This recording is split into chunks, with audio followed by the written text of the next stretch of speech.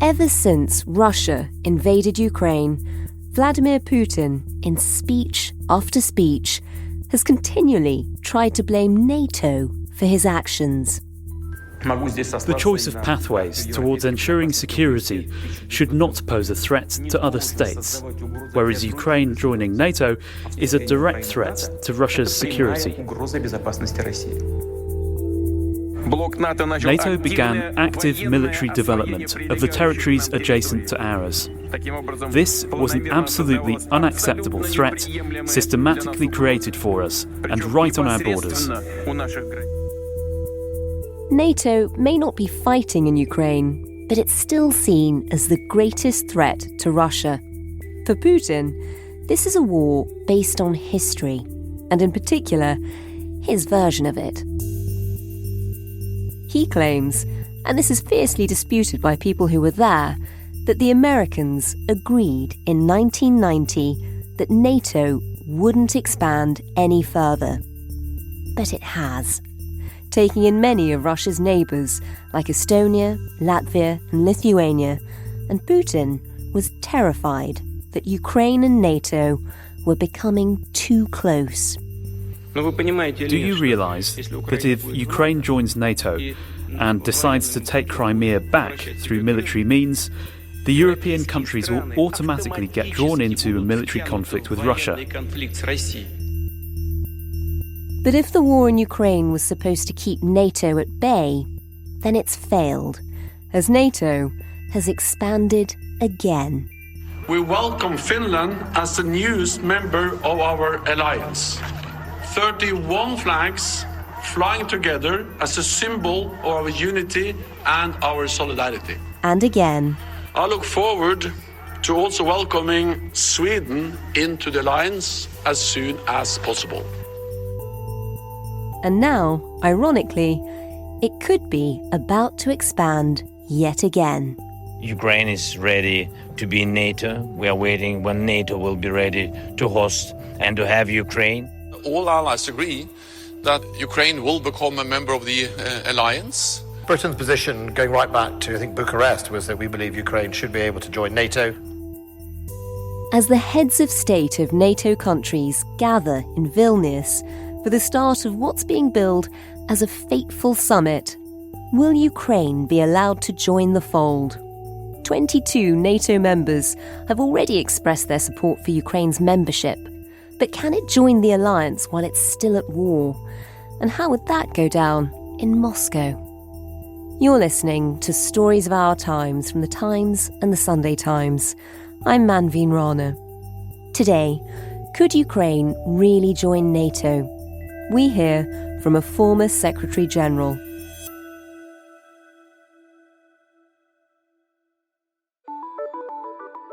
My name is Lord Robertson of Portellen.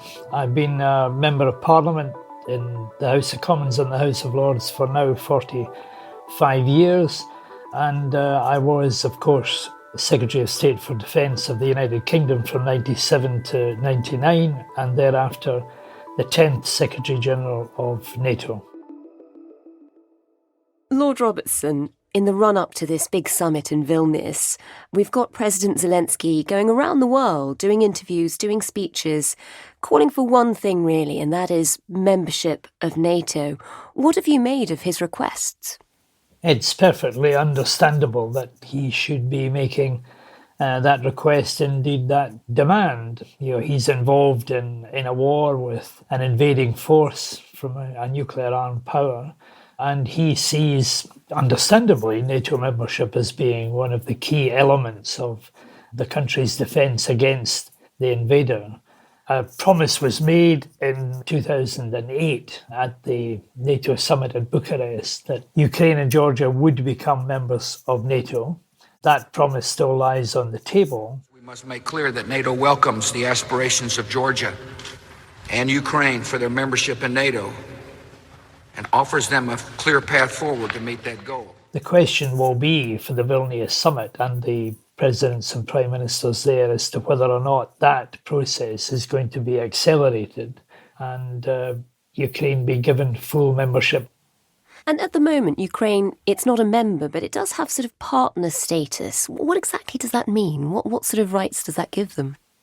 Well, it's not just ordinary partner status, because after the collapse of communism and when NATO embraced the former communist countries, the Partnership for Peace was developed in order to help them with the transition to more democratic institutions. And Ukraine was one of those countries that was in the Partnership for Peace. It has to be said, Russia was also and is also a member of the Partnership for Peace, and therefore, really? It is, yeah. And for many years they sat round the table, and technically they still can. But what we did was we moved towards a NATO-Russia Council in 2002, which gave them an even higher status than some of the other countries in the partnership. And I would guess that that is what is going to happen with Ukraine at the Vilnius summit. And what exactly does that mean? What sort of additional rights does that give them, or what sort of protections does it offer? Well, it doesn't offer any particular protections, but what it does is enhance the cooperation between NATO and the individual country. So I'm assuming that that is the path down which they will go, because, of course, people need to remember that one of the criteria for joining NATO is that you essentially don't have any outstanding aggression in your neighbourhood. So I think that is going to be a very limiting factor in terms of giving it full membership. Would that imply that if they got full membership, would they then have the Article 5 protection? That is the part of the North Atlantic Treaty which says an attack on one country is an attack on all countries. So that's the big question that will have to be resolved politically by the presidents and prime ministers who will sit round the table at Vilnius. And that Article 5, that really is the crux of being a member of NATO. That's one of the most important parts. Obviously, right now, if Ukraine was to be fast-tracked in, that would presumably mean we'd all have to take on their war. That would be one of the implications that would be worrying the heads of state and government when they consider that view. And I think President Zelensky knows that only too well. We understand that while the war is ongoing, we can't become a member of NATO. However, we need to be sure that after the war, we will become a member. But Article 5 is the basic collective security guarantee which binds the NATO countries together. It wasn't easily achieved. In 1949, the American Senate suspected that it was a way of trapping the United States into defending European countries in a way that they had not done during the First and Second World Wars. So it was achieved with enormous difficulty, and it's very cleverly worded, because the principle of an attack on one country being an attack on all countries is then followed by a separate decision as to what to do about it. And I'm the only Secretary General of NATO who has actually invoked Article 5. I know only too well the differentiation between the decision in principle and then the decision in practice, which follows on after that. Tell us about that moment when you had to invoke Article 5. This was the day when America was attacked, 9/11, the attack on the Twin Towers and on the Pentagon. The North Atlantic Council met tonight to express its solidarity with the United States of America at this moment of great tragedy and mourning. We were a military headquarters. We were obviously as transfixed as everybody else in the world was by what we were seeing on television, but we were also conscious that we were players involved in it. And at that point, I suggested that perhaps an attack on America should be seen as an attack on all countries because of Article 5 obligation. Now, that in itself was controversial because Article 5 was designed for a Soviet attack on Western Europe. But people round about me said, well, this is probably quite relevant to the moment. And I phoned Colin Powell, the American Secretary of State, to raise the issue with him. And we set in motion the processes that led to a statement which went to the North Atlantic Council ambassadors the following day on the 12th of September. And after a long period of discussion and debate in countries around the alliance, by 9:30 that night, the decision had been taken that we would invoke Article 5. So far, what is known about Osama bin Laden and the Al-Qaeda organisation and their involvement in the attacks and in previous terrorist activity, and the links between Al-Qaeda and the Taliban regime in Afghanistan. The facts are clear and compelling. Has to be said, the following day everybody thought it was their idea, and I didn't disabuse the world of that fact, but it had huge symbolic importance, especially for Americans. Which states that an armed attack on one or more of the allies in Europe or North America shall be considered as an attack against them all. That the great alliance of then 19 countries was standing in absolute solidarity with them under attack. And that's really the strength of NATO, that sense of collective security when you need it. Given that you've lived through that moment of gravity of having to invoke Article 5 and knowing what it means, knowing that all of these countries are now facing war, are you surprised that so many high-profile people seem to be supporting not only Ukraine's application, but, I think the Foreign Secretary here, James Cleverly, has talked about a fast-tracked membership for Ukraine, which, given that we don't know when this war ends, seems surprising perhaps? People talk perhaps in too glib terms about fast tracks and NATO membership because there is a process here that has to be gone through, and undermining that process is not the best idea possible. But Ukraine is under attack, and instead of worrying about the fine print of membership action plans, we should be focusing our mind on defending Ukraine, giving them the means by which they can fight off the attacks by the Russian Federation at that point. And I think that particular debate is a distraction from the absolute priority about keeping and maintaining alliance unity and making sure that the rest of the world, which is not, unfortunately, particularly on side at the moment, is brought into that element of solidarity that will be required to change Vladimir Putin's mind. Do you think they should join? I believe that eventually they should join. That's something that I think was in the promise of the Bucharest summit. It's the question of timing and the conditions under which it would be. Because countries joining NATO have got to contribute to collective security and not just benefit from collective security. It's not a gift, it's not a prize, it's not a reward. It is something that is truly meaningful because countries inside the alliance have got to be prepared to defend all of the other countries if these countries are attacked. So it should not be seen in sort of, in a simplistic way. It's a process that is highly, highly demanding. As you say, the process to join NATO is highly demanding. We've talked about how Article 5 makes it very difficult for Ukraine, while it's at war, to become a member. Are there also conditions about territory within the country being contested which might apply to Ukraine? Because obviously they've had sort of a frozen conflict effectively in the Donbass now since 2014. Would that stop them becoming a member if that hadn't been resolved, or if Crimea hadn't been resolved? Well, the objective of the Ukrainians is to take back all of the sovereign territory that is theirs. So, I think talking about frozen conflicts or about Russian occupation is not particularly useful. But, I don't feel that as a former Secretary General, I should be wandering into the field that will be discussed last in Vilnius when the summit meeting takes place. The various presidents and prime ministers have got to weigh up a whole series of different factors before they come to a conclusion about it. And therefore, alliance solidarity is going to have to be the top priority, and making sure that the ammunition and the equipment that Ukraine desperately needs is going to be delivered at the time that makes it appropriate.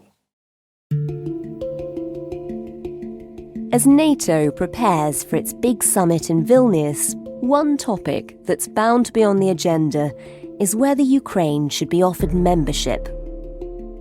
But how would Russia react if it was? Why does President Putin see NATO as such a threat? To understand this, we need a little history lesson. Let me take you back to the very start in 1949. In the aftermath of the Second World War, 12 nations came together to provide mutual security, and as one former Secretary General put it, to keep the Soviet Union out, America in, and Germany down in the new post-war Europe.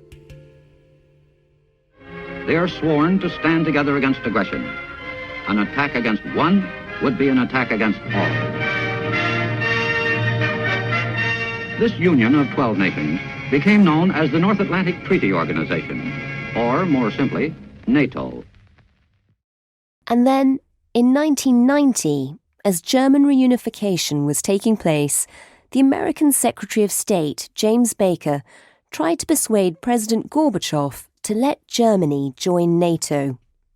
It was one moment, one private conversation in Moscow during those talks, that changed the course of history. This is how it's remembered by one of the American diplomats who was in the room at the time. Baker posed a hypothetical to Gorbachev. He said, would you prefer to have a united Germany, sort of independent, neutral, not linked to the West, in the heart of Europe, or would you prefer to have a united Germany in NATO with the jurisdiction not 1 inch further? Now, it's that hypothetical that Putin goes back on. In posing a hypothetical scenario, James Baker used the phrase, "not 1 inch further," to describe NATO's future expansion. It's a phrase that has echoed through history. Gorbachev claimed that phrase had been a promise, but the Americans said it had never actually been agreed, and some of the Russian delegation who were there agreed with them. The idea that the Russians would say, oh yeah, you posed a hypothetical to us and that's good enough, we don't have to get it in writing, is a little crazy given how the Russians act. It's interesting to note that the Soviet foreign minister, Kozyrev, the Russian foreign minister, both say there was no promise. But for many in Russia, every time a former member of the Soviet Union became independent and then joined NATO, like Estonia, Latvia, and Lithuania, it brought the military alliance closer to Russia's door. Even though NATO is a defensive alliance, Russia sees it as its greatest threat, and Putin is determined to stop Ukraine from joining. But Lord Robertson thinks that NATO isn't even the most urgent problem for Putin. Well, I don't take a conventional view on this. I don't think that Vladimir Putin sees NATO as being the biggest problem. After all, the whole argument between Russia and Ukraine started with the European Union offering association status to Ukraine in 2014. And President Yanukovych of Ukraine at that time being told by the Kremlin that he was to reject that offer. As a consequence of that, we had the demonstrations in the Maidan in Kiev. It started as a peaceful protest in one of Europe's busiest capitals. It exploded into massive violence and bloodshed, now on the brink of a civil war. At issue, should Ukraine have closer ties to the US and Europe, or Putin's Russia? And the whole saga then developed as a consequence of that. I think it triggered the conflict, really. Indeed it did. So it wasn't NATO membership. And remember, Vladimir Putin never complained to me once in all of the meetings that I had with him during my period in NATO, never complained once about NATO enlargement at all. But the European unionization of a country next door, bringing with it the rule of law, mixed economy, a free press and free speech, that really was a threat to the Putin model, and that's what sparked it all off. A country that's got 4,000 nuclear weapons is not going to be scared about the NATO alliance. And therefore, NATO enlargement was never seen by him as being the biggest problem, whereas the way in which the European Union had transformed the former communist countries into thriving democracies, that genuinely was a threat to the Putin type of model that he was developing of authoritarian leadership. So you think the European Union is actually the biggest threat, which, President Zelensky has been asking for fast-track membership of that too? I think that Vladimir Putin is more worried about what would happen to Ukraine if the same thing has happened in Poland and Hungary and the Czech Republic was to happen in his doorstep. And therefore, NATO is known in Russia, so it's an easy bogeyman to bring out of the cupboard and make that the biggest issue. But, when you look at the underlying circumstances and you look at the history of this from 2014 onwards, you get a completely different picture. Now, not everybody shares that view. There are a number of people who believe that NATO membership for Ukraine would be a huge provocation. But, it wasn't in the case of all of the other countries. Polish membership of NATO, right on the edge of Russia, was actually seen by many Russians as being a benefit because it stabilized the former communist countries on Russia's western border in a way that might not have happened without NATO and EU membership happening. Well, you're probably best placed, really, to talk about this, but, so much of the Russian rhetoric around this, and there are even sort of people in the West who seem to be sympathetic with Russia on this, who claim that NATO's enlargement, NATO's expansion over the years is the reason why Russia has now gone to war with Ukraine, why they feel threatened. And yet you were there for a lot of that enlargement. You were there when some of these countries around Russia joined. Give us the history behind this. Why does Russia see that as a broken promise? I think that Vladimir Putin is redrawing history. He's sort of claiming that Gorbachev was tricked after the end of the Soviet Union, implying that Yeltsin must have been drunk when he signed up to the Helsinki Accords and to the Budapest Memorandum, all the things that ended the Cold War. But actually, I have a piece of paper in front of me here today, signed by Vladimir Putin and signed by me in the Rome summit in May the 28th, 2002, where he signed off the idea that countries had the right to make their own decisions about their own security. So the reinvention of history is a well-known old Russian trick. There used to be a joke that we can easily foresee the future, but we can't foresee the past, is more than a joke. So the world has moved on. Vladimir Putin and Russia have moved on as well. And he signed that declaration, the Rome Declaration, in 2002. And I have to tell you as well that during my 4 years in NATO, and the 3.5 years that I dealt with Vladimir Putin in 9 meetings, he never complained about NATO membership once. Even the Baltic states, the 3 states, Lithuania, Latvia and Estonia, which were part of the Soviet Union joining NATO, he never made any objection to their joining NATO at that time. And you dealt with him one-on-one. I mean, just give us a sense of how warm the relationship was effectively back then between Russia and NATO. The relationship was really quite good. He was talking about NATO membership. We established a NATO-Russia Council at that summit meeting in Rome, and a whole series of working parties underneath it, dealing with all sorts of subjects, military medicine, the disposal of surplus ammunition, even nuclear technology. All of these things were part of working parties with the 20 nations operating around the table. So, there was a period when he was on our side. At the end of my term, he even suggested that I might become the chairman of the Nord Stream pipeline. Oh, so really? there was I didn't accept, obviously, but there was a degree of cordiality about it, which might have been built on. But gradually, he became more and more paranoid. He wanted equality between Russia and the United States. He wanted the resurrection of the status that the Soviet Union had. And buried away in his dacha during COVID, I think he boiled himself into the point of thinking he could reconstruct the old Russia and its old borders. And therefore the promises that he made about Ukraine having the right to make its own decisions, faded into his reinvention of history. And yet before that, had he been quite serious when he asked you whether Russia could even join NATO? Well, I don't think he was serious that day because there was no reasonable prospect of that happening at that time.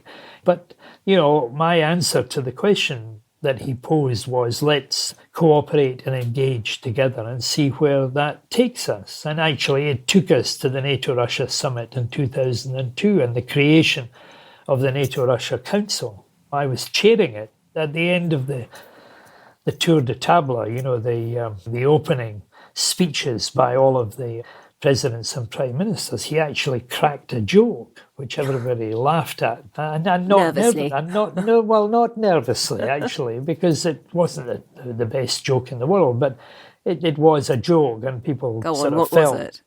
Предлагаю с этого момента штаб-квартиру НАТО He переименовать said в Дом Советов. that I had announced that I was the chairman of the North Atlantic Council, the NATO Council. I was chairman of the Euro-Atlantic Partnership Council, and now he said, you're the chairman of the NATO-Russia Council. I would suggest that NATO headquarters should now be called the House of Councils. Now that sounds, unsurprising, except the Russian word for councils is Soviets. So the interpreters were saying, I propose that you call the NATO headquarters the House of Soviets.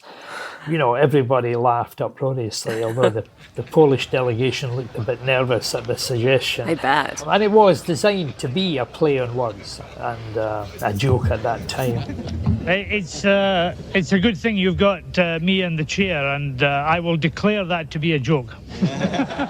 So, there was an element of cordiality which was to dramatically reduce over the years after that. He wanted to break European unity, which he thought was going to be an easy task, and in fact he's welded the Europeans together.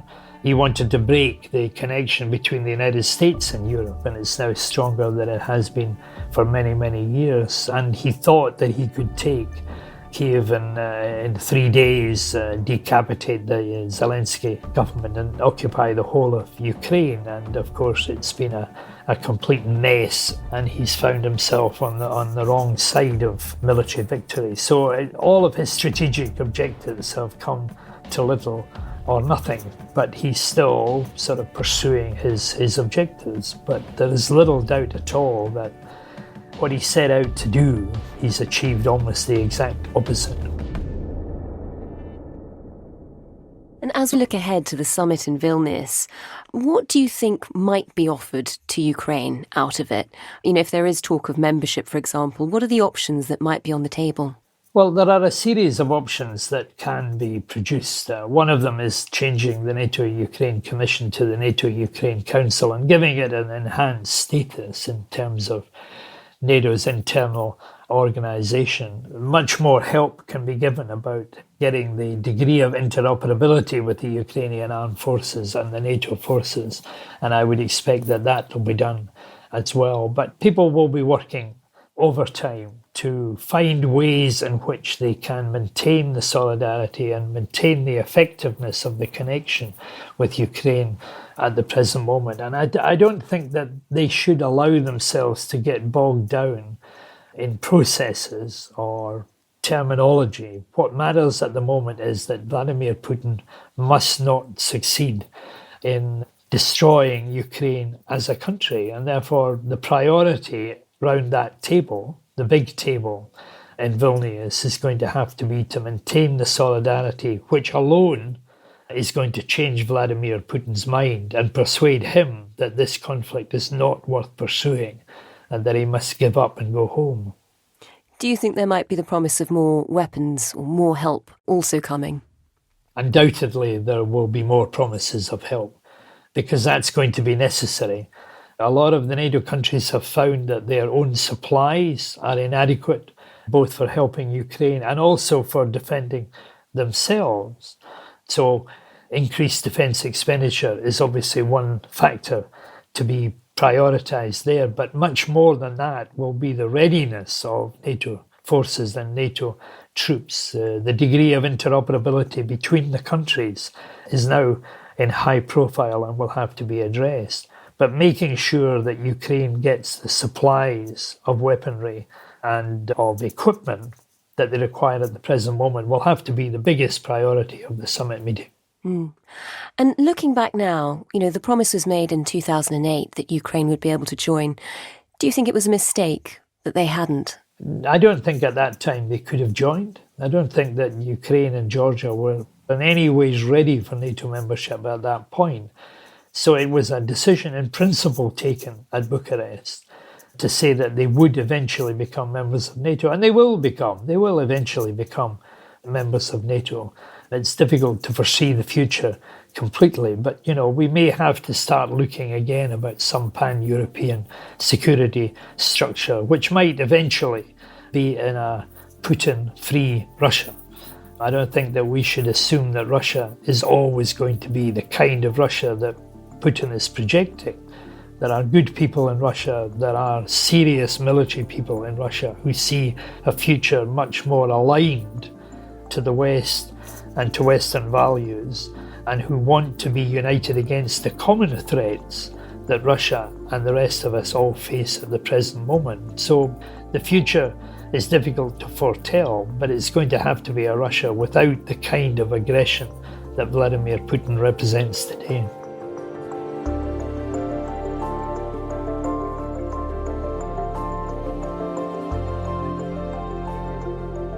You've been listening to Stories of Our Times, a podcast brought to you thanks to the subscribers of The Times and The Sunday Times, with me, Manveen Rana, and my guest, Lord Robertson, who served as Secretary-General of NATO from 1999 until 2004.